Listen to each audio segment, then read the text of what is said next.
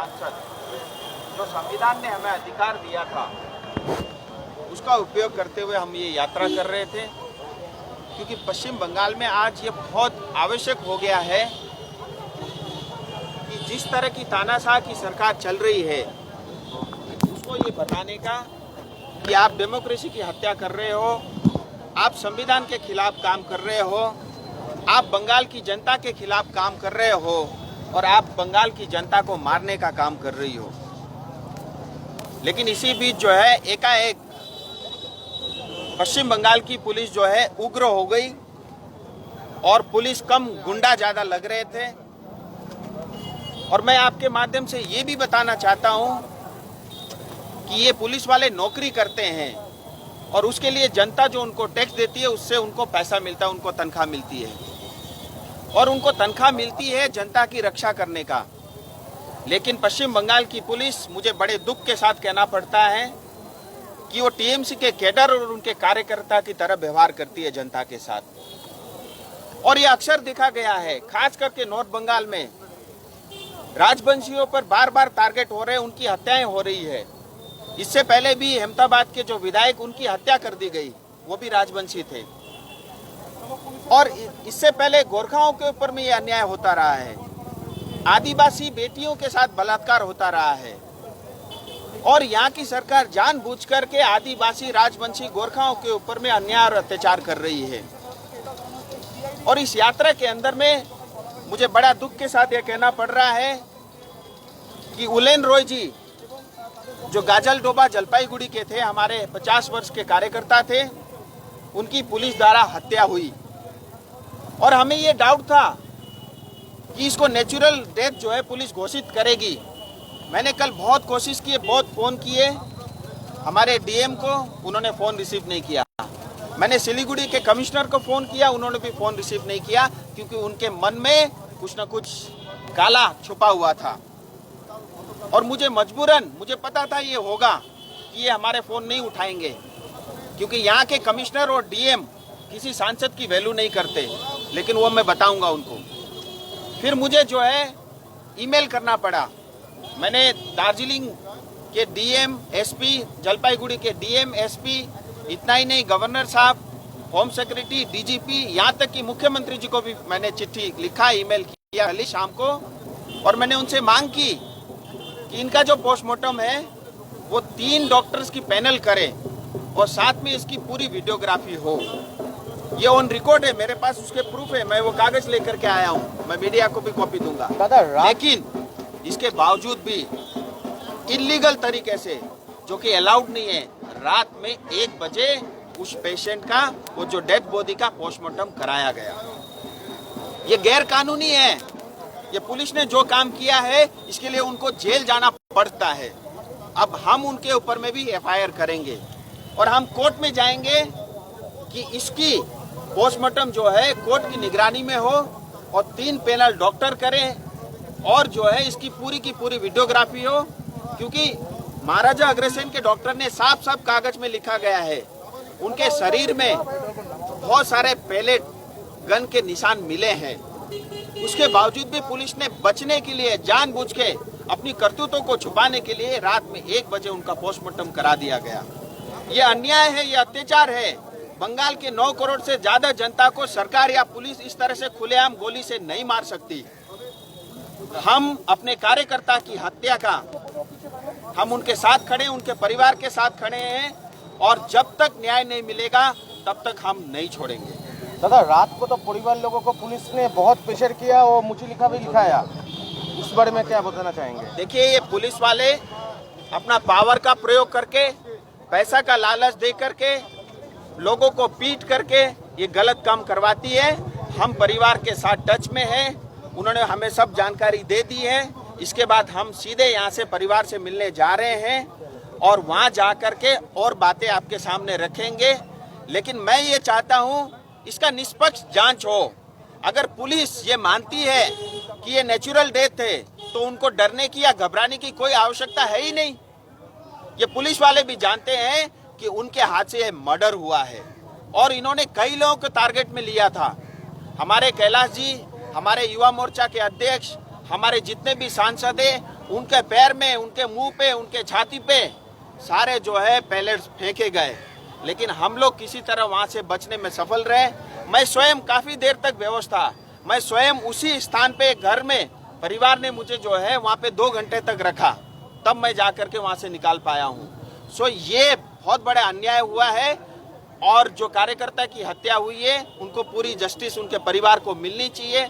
उनके परिवार के साथ हम खड़े हैं और इसको हम चाहे न्यायालय जाना पड़े या उच्च न्यायालय जाना पड़े, कहीं भी जाना पड़े, हम जाएंगे, लेकिन उनको परिवार को न्याय दिलाकर ही हम दम लेंगे। आप लोग क्या पुलिस के अगेंस्ट कानूनी कार्रवाई करेंगे? हम पुलिस के ऊपर में भी एफआईआर करेंगे। ये कानून ने हमें भी राइट दिया है। आप खुलेआम किसी को डंडे से नहीं मार सकते, खुलेआम किसी के ऊपर में आप गोली नहीं चला सकते। आप गैर कानूनी काम कर रहे हो, आपको भी जो है इसके लिए सजा भुगतने के लिए तैयार रहना पड़ेगा। आपके नॉर्थ बंगाल मेडिकल कॉलेज में जाएंगे आज? देखिए, अभी मैं यहाँ से जिन कार्यकर्ता की हत्या हुई वहाँ जा रहे हैं और बहुत सारे हमारे मीडिया के साथी को भी बहुत गंभीर चोटें आई हैं। मैं उनके परिवार से भी मिलने जाऊंगा और जितने कार्यकर्ता अभी अस्पताल में उनसे भी मिलेंगे और जिन जिन कार्यकर्ताओं के यहाँ संभव होगा उनके घर पे भी जा करके मिलेंगे, क्योंकि हम नहीं चाहते हमारे कार्यकर्ताओं का मोरल जो है डाउन हो। और ये पुलिस, यहाँ की प्रशासन और यहाँ की सरकार ये चाहती यही है कि हम 2-4 को मार दे और ये बीजेपी वाले चुप रहे। हम चुप नहीं रहेंगे। ये हमारी आवाज नहीं है, पूरे पश्चिम बंगाल की आवाज है और पश्चिम बंगाल को न्याय मिलना चाहिए। और एक सवाल था जो सर, आप गोरखालैंड के बारे में बोले तो 6 तारीख को विमल गुरुंग सिलीगुड़ी में आए, एक सभा की जहाँ पे उन्होंने कहा कि बीजेपी को हम लोगों ने 3 सांसद दिए पर अभी तक उन्होंने गोरखालैंड का परमानेंट सोल्यूशन नहीं किया। इसी दौरान उन्होंने बीजेपी को गद्दार कहा। इसके लिए आप क्या कहना चाहेंगे? देखिए, मैं आपको एक चीज स्पष्ट बता देना चाहता हूँ। आज जो भी विमल जी पढ़ रहे हैं वो टीएमसी की लिखी हुई स्क्रिप्ट है और टीएमसी भाई भाई में आपस में फूट डालो राज करो का जो है करने की कोशिश कर रही है। हम होने नहीं देंगे और तमाम गोरखा जितने भी लोग हैं वो सब जानते हैं, अगर उनको कहीं से न्याय मिल सकती है वो केंद्र सरकार से मिल सकती है। गोरखाओं को कोई न्याय दे सकता है तो भारत का संविधान दे सकता है। गोरखाओं के साथ कोई खड़ा है तो भारतीय जनता पार्टी श्री नरेंद्र भाई मोदी जी की सरकार खड़ी है। और मैं आपके माध्यम से ये भी कह देना चाहता हूँ, गोरखाओं को लेकर के भारतीय जनता पार्टी कटिबद्ध है और वचनबद्ध है। उसकी प्रक्रिया चल रही है। कुछ न कुछ घोषणाएं आने वाले समय में अवश्य होगी। कुछ महीने पहले तक देखा जा रहा था कि विमल गुरुंग पर दर्जनों केस थे। आज उसी विमल गुरुंग की सुरक्षा कर रही है बंगाल पुलिस और यही जब शांति मार्च निकाला जा रहा है तो लोगों पर पुलिस द्वारा हमला किया जा रहा है। देखिए, मैं आपको बता रहा हूँ, यहाँ की पुलिस प्रोफेशनल तरीके से काम नहीं कर रही है। पश्चिम बंगाल की पुलिस जो है, मैंने जैसे पहले भी बताया, एक टीएमसी के कैडर के रूप में, कार्यकर्ता के रूप में काम कर रही है।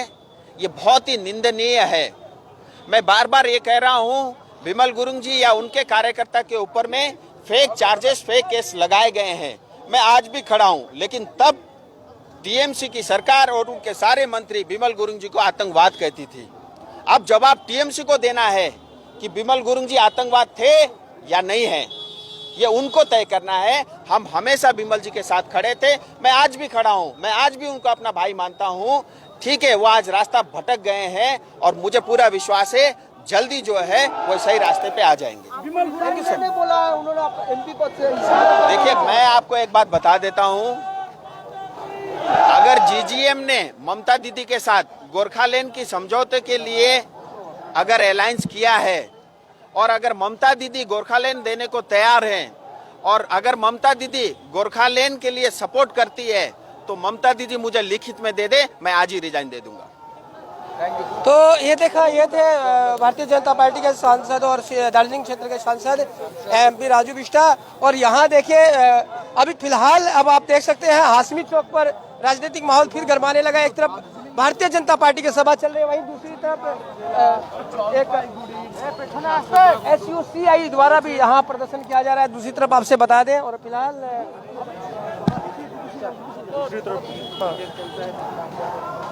तो एक तरफ जहाँ बीजेपी की तरफ से प्रदर्शन किया जा रहा है, जुलूस निकालने की तैयारी है। वहीं यहाँ पर दूसरी तरफ आप देख सकते हैं SUCI यहाँ प्रदर्शन कर रही है। SUCI के द्वारा आज और प्रधानमंत्री मोदी का पुतला यहाँ जलाने की तैयारी हाशमी चौक पर।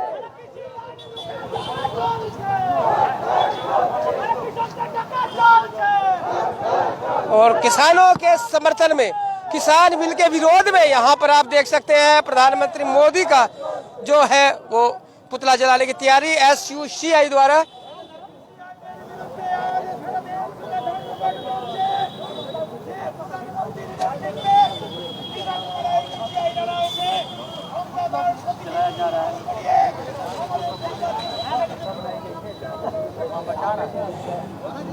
तो ये हाशमी चौक से सीधी तस्वीरें। और अब यहाँ धीरे धीरे राजनीतिक माहौल गरमाने लगा है। कुछ देर पहले यहाँ कांग्रेस कार्यकर्ता भी प्रदर्शन हेतु आए थे और अभी SUCI द्वारा यहाँ पर प्रदर्शन किया जा रहा है किसानों के समर्थन में, किसान बिल के विरोध में और प्रधानमंत्री मोदी का पुतला जलाने की यहाँ पर पूरी तैयारियाँ। और दूसरी तरफ आपसे बता दें भारतीय जनता पार्टी के कई वरिष्ठ नेतागण भी यहाँ पहुँच गए हैं और ये देखिए प्रधानमंत्री मोदी का पुतला जलाते हुए SUCI के समर्थक।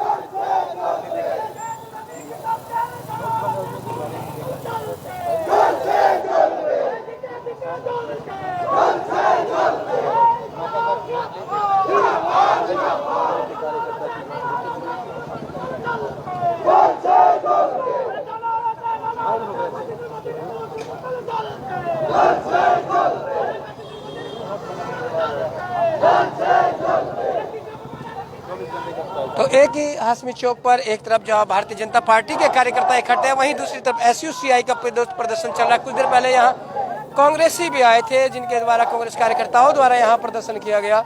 और कह सकते हैं आज बंद के दौरान सिलीगुड़ी में प्रदर्शन और रैली का दौर जारी है। कुछ क्षणों के बाद ही अब यहाँ भारतीय जनता पार्टी की भी एक रैली बंद के समर्थन में निकलने वाली है और संभवतः उनकी तरफ से आज एक ज्ञापन दिया जाएगा पुलिस प्रशासन को कल की घटना को लेकर। और जितने भी भारतीय जनता पार्टी के वरिष्ठ नेतागण यहाँ पर आ रहे हैं, सभी का एक ही आरोप है कि कल जो भारतीय जनता पार्टी का कार्यकर्ता मारा गया उसकी हत्या की गई है। भारतीय जनता पार्टी ने आरोप लगाया है कि उनकी हत्या की गई है और इसकी न्यायिक जांच बहुत जरूरी है।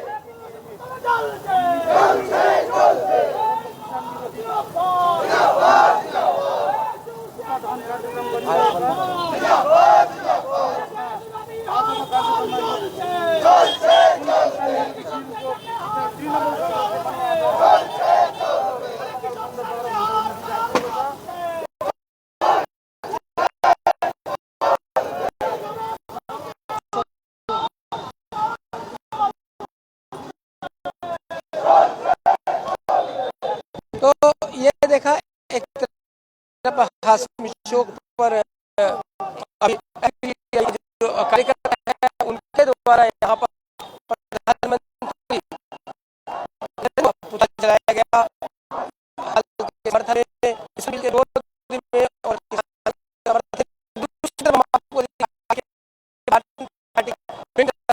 भारतीय जनता पार्टी के यहाँ नेता है जिनके द्वारा यहाँ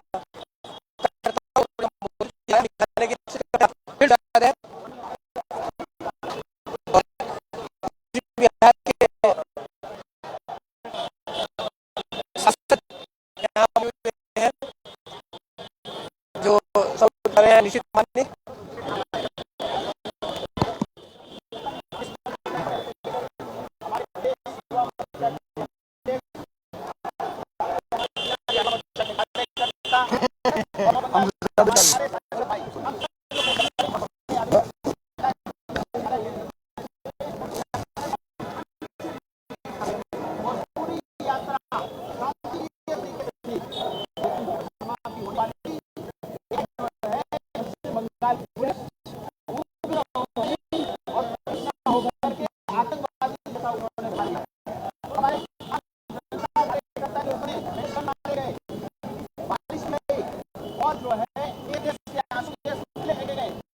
हमारे 200 से ज्यादा घायल हुए और हमें बड़ा दुख के साथ ये बताना पड़ रहा है कि वे हमारे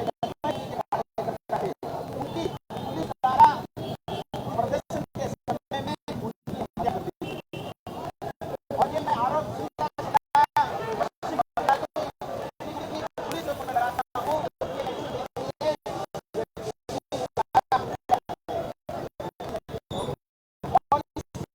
बाद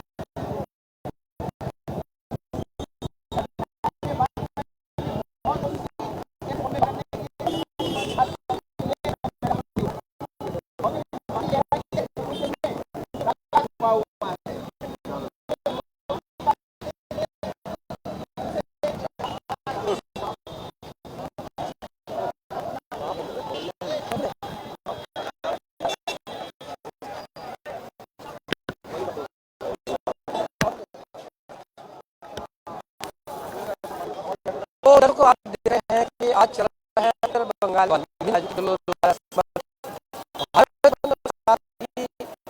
उत्तर बंगाल में भारतीय जनता पार्टी द्वारा 12 घंटा बंद और प्रदर्शन का दौर और विभिन्न कार्यक्रमों का आयोजन